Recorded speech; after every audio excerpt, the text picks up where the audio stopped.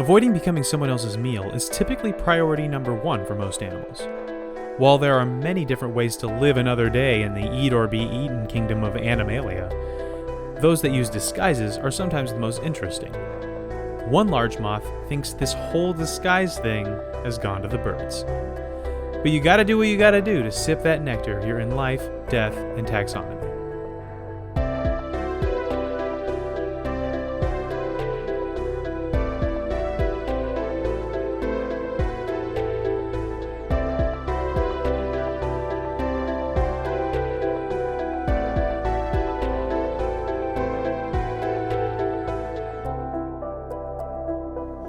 Welcome back to Life, Death, and Taxonomy. It's your 30 minutes of interesting animal information. I'm Joe. And I'm Carlos. Thank you to Cassie for the creation of our theme song. To hear more of Cassie's music, search Cassie Michelle on YouTube. And today we're talking about an animal that I could have sworn we did before, but I can't find it anywhere on our list, so we must not have. Really? I have distinct memories of this thing. I don't think we've ever done a full-blown moth before. Well, yes, we have. Well, we did the woolly bear.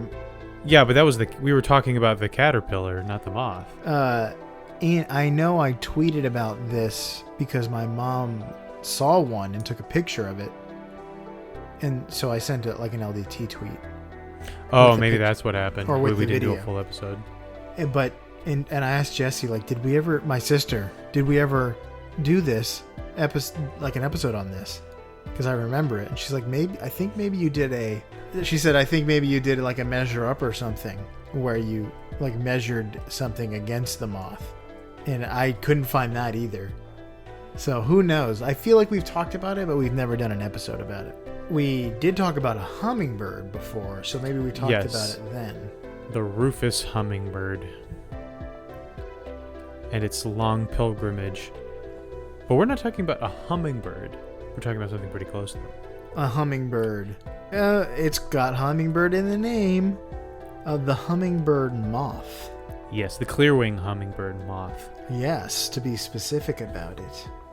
But it's like, there's a bunch, they're also called hawk moths. Oh wait, I should let you say that. Yes, it's also called hawk moths. Well, the entire family is hawk moths.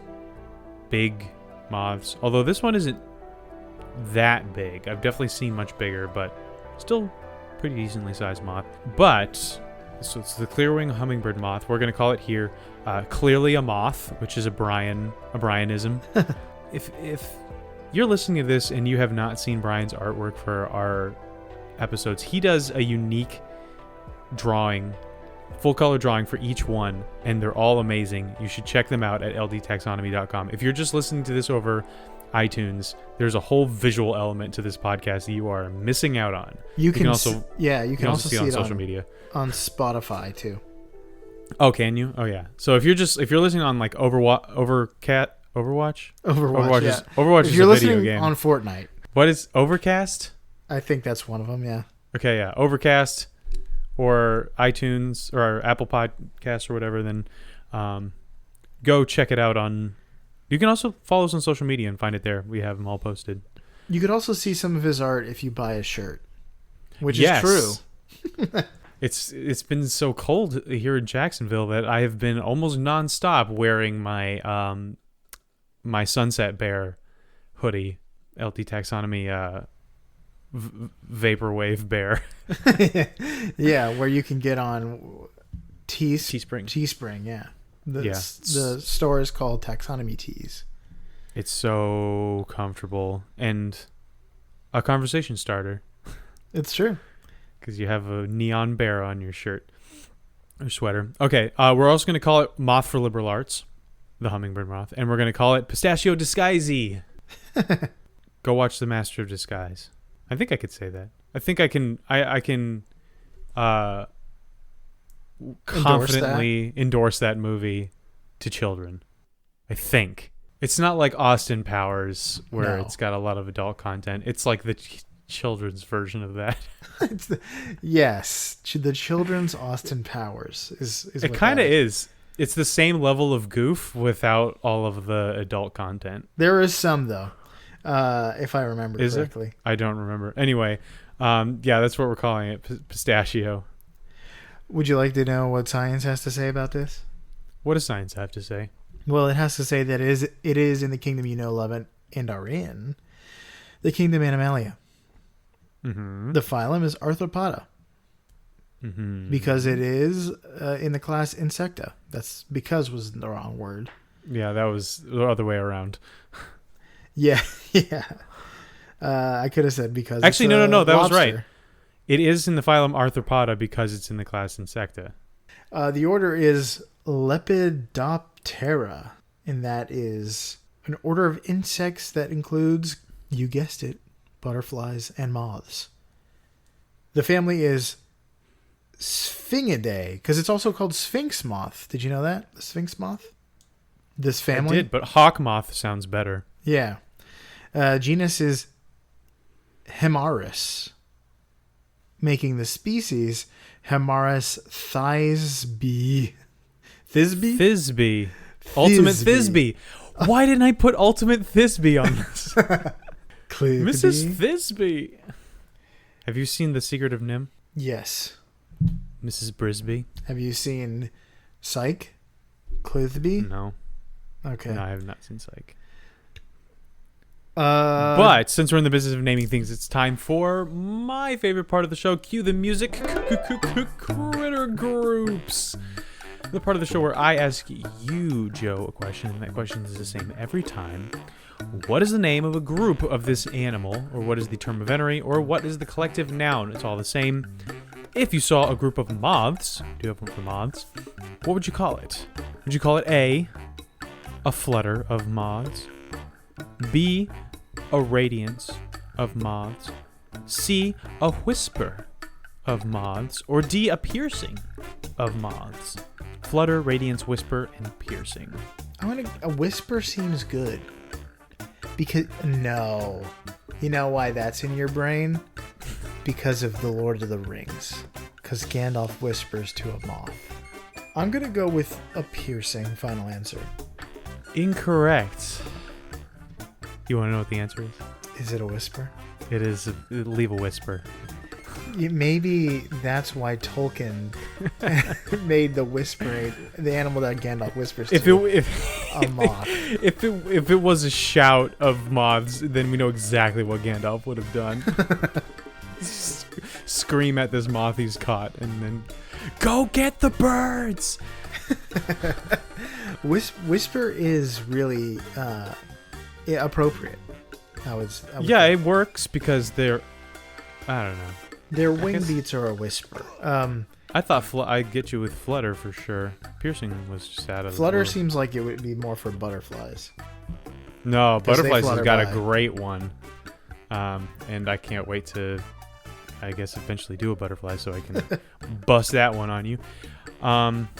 So congratulations, I played myself on that one. Mm-hmm. I was like, got him. I didn't mean to do that, but. Would you like to know what it looks like? Sure. The clearwing hummingbird moth comes in several colors, but they're usually a shade of green on their backs with a reddish color on their wing area. Although they're also clear, so there's parts of it with no color. They may also have shades of yellow or white on their bellies. That's that counter shading, you know? Mm-hmm. They have a large body compared to their wing size, which is the opposite for most moths and butterflies, where they have, moths can be thicker bodied than a butterfly, but they have fairly large bodies for their wings.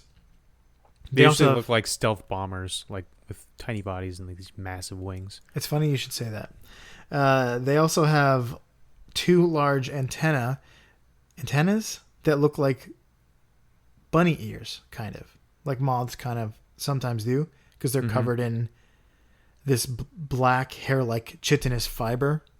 Chitin? Yeah, chitinous. Uh-huh. Yeah. So it looks like little fuzzy ears. Remember the chitins. That's a good way to remember that it is chitin. That's how you pronounce it. Remember the chitin. Hummingbird moths also have a long proboscis that curls in flight and extends to suck up nectar. A little straw. Yeah. It broke the camel's back. It's really weird looking. Butterflies have the same thing. Yeah. And so that brings us to the part of the description that is the Measure Up segment. Welcome to the beloved Measure Up segment, the official listener's favorite part of the show, the part of the show when we present the animal size and dimensions in relatable terms through a quiz that's fun for the whole family. It's also part of the show that's introduced by you when you send in audio of yourself saying, singing, or chittering the words Measure Up into ldtaxonomy@gmail.com. We don't have a new Measure Up intro this week, which means we get to hear from an animal, and Carlos has to guess what it is. Send in your measure ups. We want to hear them. It's been forever. I think it's been like 2 weeks, but it's been forever. Yeah. Without further ado, the listener's favorite part of the show.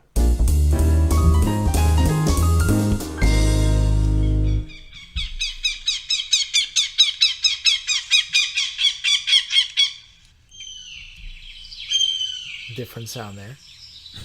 Those are two different sounds, but for the same bird. Is it A, a common kestrel, B, a northern goshawk, C, a red kite, or D, a sparrowhawk? D, sparrowhawk. Final answer? Yep. That's incorrect. It's a northern goshawk. I figured hawk would be in the title just because this is a hawk moth. I had to look up a video on how to pronounce that because it looks like goshawk. But yeah, that's a goshawk. Let's Interesting. Talk wingspan. I was hoping you'd say something like toucan, and then I'm like, that one's it. It's like, it sounds exotic. Is it a northern goshawk, a bear, a walrus, or a human being? I got it. I got this one. Let's talk wingspan. They're between 4 to 5.5 centimeters, which is 1.6 to 2.2 inches. How many clearing hummingbirds go into the most expensive plane ever built? Any guesses as to what that plane was? Air Force One? No. Good guess. It's not just a tricked out. There are plenty of very, very, on the list of most expensive ones, many of them are just tricked out, like personal jets. Yeah, you're asking me if I can name this, and I'm trying to think of. But it is not a specific plane. Oh, stealth bomber. It's because I said that. Yes, it's a class of plane. It is the B-2 Spirit stealth bomber. I don't see that as a plane. I see that as a jet, a military jet or something. I don't know what the difference is technically, but yeah. Yeah, like commercial airliners are technically jets too. So yeah, what's a plane? So something that's driven by a planes propeller. are just like propeller. Yeah. Yeah. So here's the hint: the B-2 Spirit stealth bomber is the most expensive plane at $2.1 billion. It was built to beat anti-aircraft defenses through stealthiness. I think you can't detect it on a radar. The stealth bomber was the coolest. Yes. Aircraft as a kid. That and the Blackbird. This is supposed to be the fastest.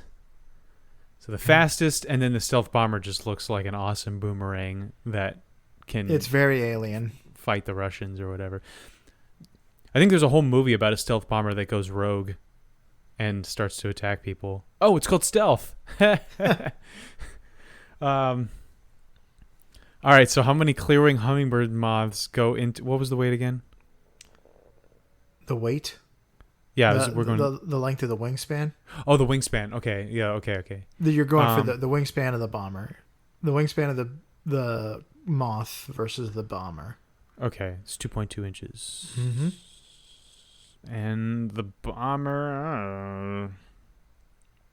I only ever had the 4-inch toy. You never had the actual thing, the actual $2.1 billion craft?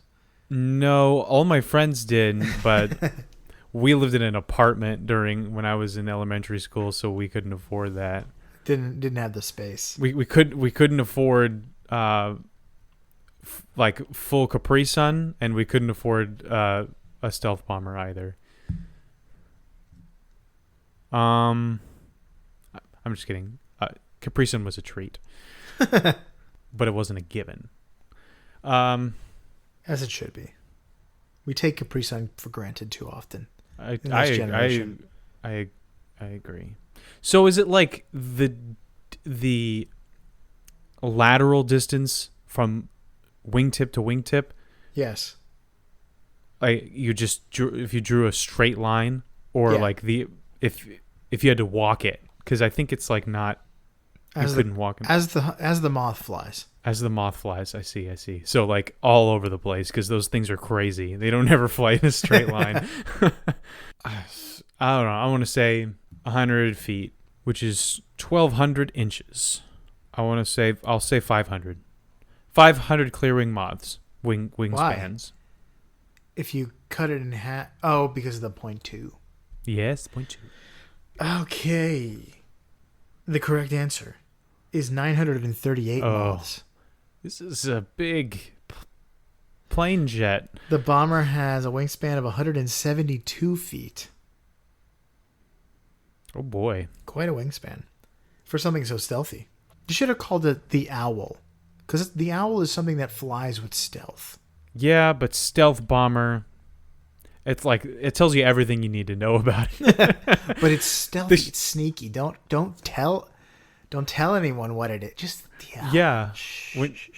When you're talking about it over the radio waves and you don't want Enigma to figure it out, you call it the owl. It's your code name for it. Because you call it the stealth bomber, the Russians are like, I think I know what this does. It's sneaky and it's gonna blow up stuff. Yes. Okay, let's talk about proboscis length. I don't want to. Let's not. We're doing it. How about we move on? No. I didn't have it scheduled. Face straws. They're between 19 and 21 millimeters, or 0.75 to 0.83 inches. We're going with the upper end of average, as always. How many hummingbird moth proboscises go into the length of the longest straw chain? That's like if you were trying to drink someone's milkshake. And you had a straw that went across the room? Yeah. And drank your milkshake? Here's a hint. The longest straw chain was made by 72 students, including Petru Paganaru and Marcu Christie, I'm so sorry, in Bazu, Romania in 2008. If you're listening, Petru or Marcu, send a measure up intro and tell us how you say your name. Yes, please do. Okay. I imagine that it's just stuffing one straw into another, right? Yes. That's the problem. Is like there's no like logistical like limitations to this outside of how many straws you have. Yeah, even more so. You said you levied this criticism against the a noodle. But there I feel like there are structural limitations there. I saw a picture of not if you like if you could just support it.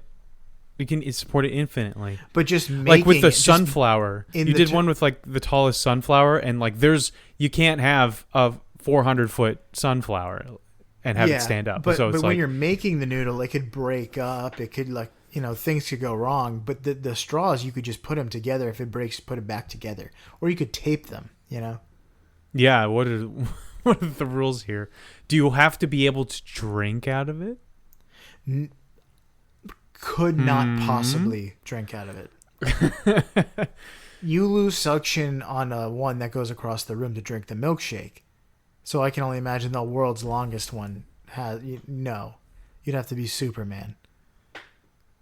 Or just work at it for a while.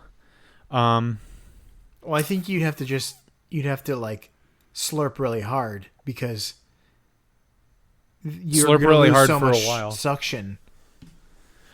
And then you just put your thumb over it when you get tired.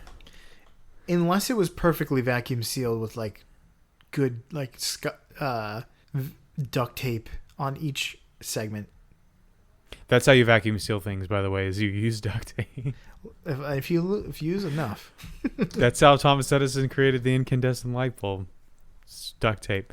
All spaceships too. Yes. I just have no. I'm just gonna have to go big, or go home. You know. Well, you know, a straw is what, like 8, like 6 inches, 6 inches, 8 inches. Yeah, I know, but there could be a million straws, or there could be 1,000 straws. So I'll give you a hint. It's between those two numbers. Okay, that's good. That's good. All right, I'll say 10,000 straws, because I'm not gonna let you anchor me. Because yeah, it seems like a lot, but it definitely seems like something I would read about and be like, wow, that's a lot of straws, and then move on with my life. So then, yeah, I guess if we say like 6 inches, then it's half of that. So 5,000. 5,000. Wait, no, sorry. Double that. So it's 20,000. No, 10,000 straws would be 5,000 feet. Yes. Forgetting my Common Core that I never learned. I'm going to ballpark it and say 72,289.15662650602. Just ballparking here. Give or take. Final answer? Yeah. The correct answer is 535,907 proboscises. Oh, boy. The chain was 11,298 meters, or 37,000 and change feet. It could have feasibly gone on forever. Like, it included 58,469 straws. I wonder what happened to those straws at the end of this point. They just put them in that like big Pacific garbage floating island thing directly into every sea turtle. That's what they did. they caught they went out fishing for sea turtles and gave each one their own personal crazy straw, complete with the duct tape. Say enjoy. That was a rough one. I hope you're happy. Let's get into the fast facts before we get into the major fact, and let's go through it as fast as possible because we spent a lot of time on Measure Up. Okay. Hummingbird moths can be found all over the world, but this particular species is native to the Americas. It's a migratory moth that can be found everywhere, including Alaska, Ontario, and as far south as Texas, and everywhere in between. North America. Yeah, maybe Mexico too. Hard to say. I didn't see that. Still North America. I feel like if you can be in Texas, you can be in Mexico. Wait, it's not Central America? No, Mexico is North America. It likes to hang out in meadows, forests, edges, and even suburban gardens. They tend to follow the flowers, looking for that sweet, sweet nectar. Moths lay their eggs on plants that hatch into hornworms, which are fairly famous in their own right. They're green little, like almost like hungry caterpillar guys, with a flexible spine on their butts. It's like this little spike. I got the hungry caterpillar practically memorized at this point. While their parents are welcome in gardens, the kids are considered pests and are known to feed on crops like tomatoes and blueberries and stuff like that. When the hungry caterpillar gets full, they pupate on a pile of leaf litter with the tardigrades whispering sweet dreams of air travel to their heads. What would tardigrades know about air travel? I feel like tardigrades are the fairies of the bug world, because they're everywhere. They're very tiny. They're hard to see. They're magical. They're mystical. They can survive in space, just like a fairy is known to be able to do. Sure. So when they emerge, they have a few weeks to eat nectar, breed, and lay eggs before they die. What a life! That's about all there is, right? Wow. So the hornworm is. I can't think of a caterpillar that would inspire the Pokemon Caterpie any more than this one. Looks exactly like it. Yeah. But there's just too many pictures of this thing with like clusters of eggs on it, and it's grossing me out. So let's talk about the major fact instead. So you may have gathered it. This major fact is brought to you by Float Like a Butterfly and Sit Like a Bird. So you may have gathered it from Joe's description, but this thing looks like a hummingbird. Like, not exactly. When you look closely, you're like, oh, look at that moth. But from a distance and at an initial glance, it looks pretty much like a hummingbird. And needless to say, being mistaken for a bird goes a long way towards not getting eaten by birds. It's great when you're an insect and people and predators think that you're a bird. Just Really? Goes along, yeah, it really helps you up the corporate ladder. Does it? Because I feel like birds of prey like to eat birds. Yeah, but I guess a finch doesn't eat a bird though. right, most birds don't eat other birds. just the predatory ones, and you don't. Yeah, you have to keep an eye out for them, but you probably would have had to keep an eye out for them anyway. I think crows probably eat other birds. Crows eat or rats. They eat anything. I don't know if they kill and eat other birds. They probably just eat a bird that they found. I think they would. I think a crow and a raven would kill another bird. That's really birdist of you. I feel like maybe, I'm assuming based on their character and never having met a crow. Yeah, you just need to chill on your accusations. Talk to Edgar Allan Poe and see what he thinks about it. I don't think Edgar Allan Poe is going to really advocate for a bird species that predicted his doom, or the character's doom. Well, it's a harbinger, an oracle, not a murderer. So we should be thanking the crow, the raven. Yes, He's warning us. Or if it's inevitable, then that's rude. You're just really marring the last moments of my life with panic. Right, but then you have Hitchcock's crows, and then those are murderers. Yeah, but those are everything. All birds. For no reason. And you never find out why. Until you watch Birdemic, and then you know why. Yes. Birdemic is just it's a plot explaining movie. It's a prequel or sequel for the birds.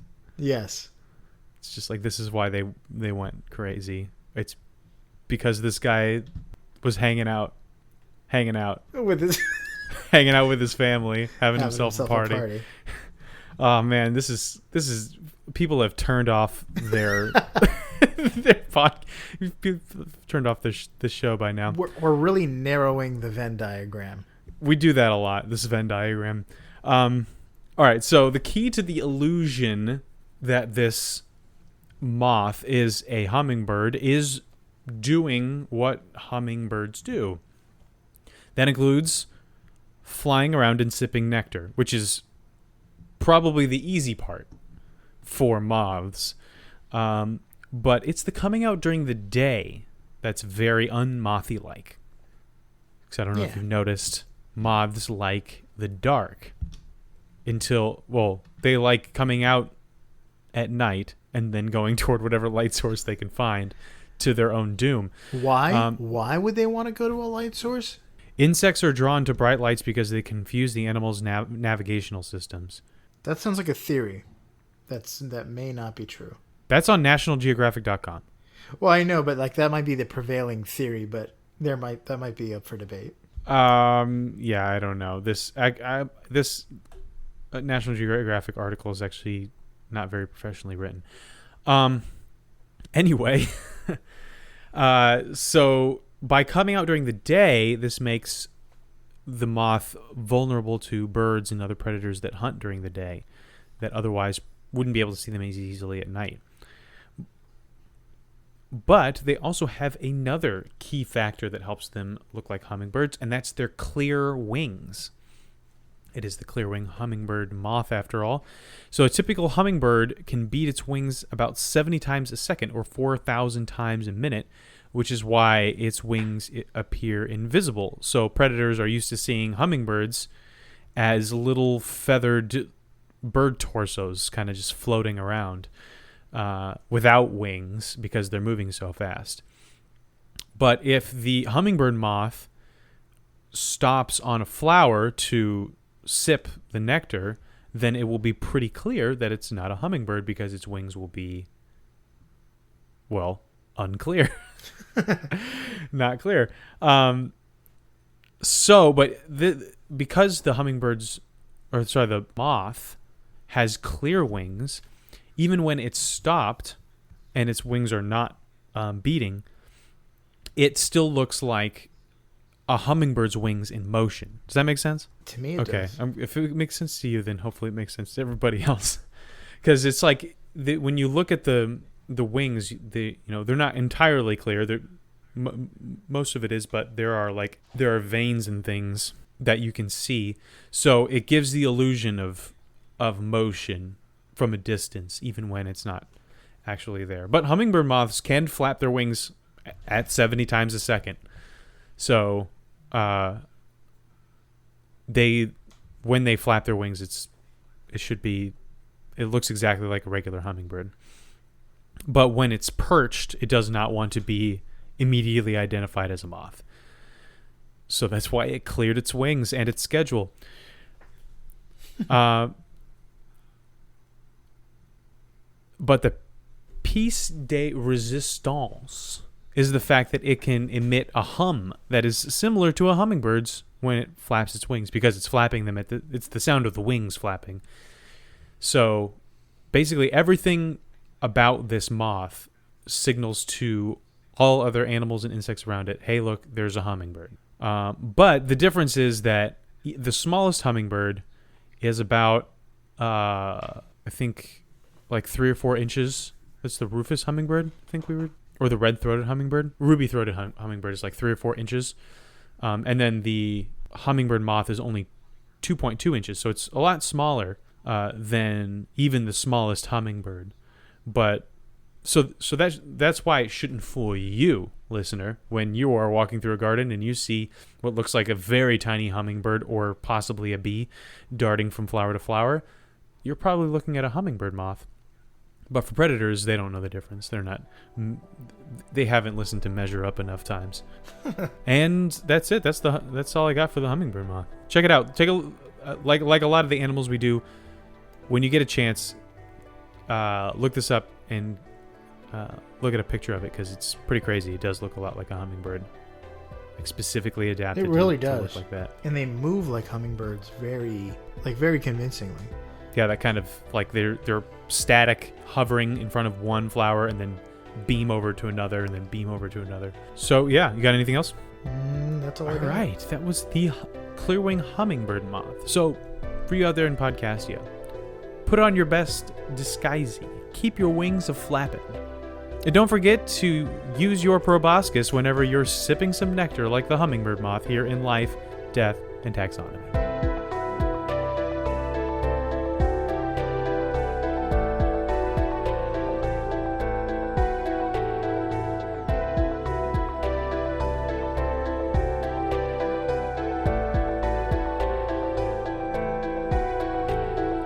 Hey, LDT listeners. Thanks for listening to the end of the episode. For your loyalty, you get a shameless self-promotion from us. If you haven't already, leaving a review on your favorite podcast app can really help us grow. But telling your podcast-loving friends about us is even better.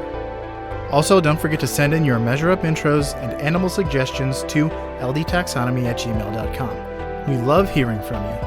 As always, thanks, most of all, for listening.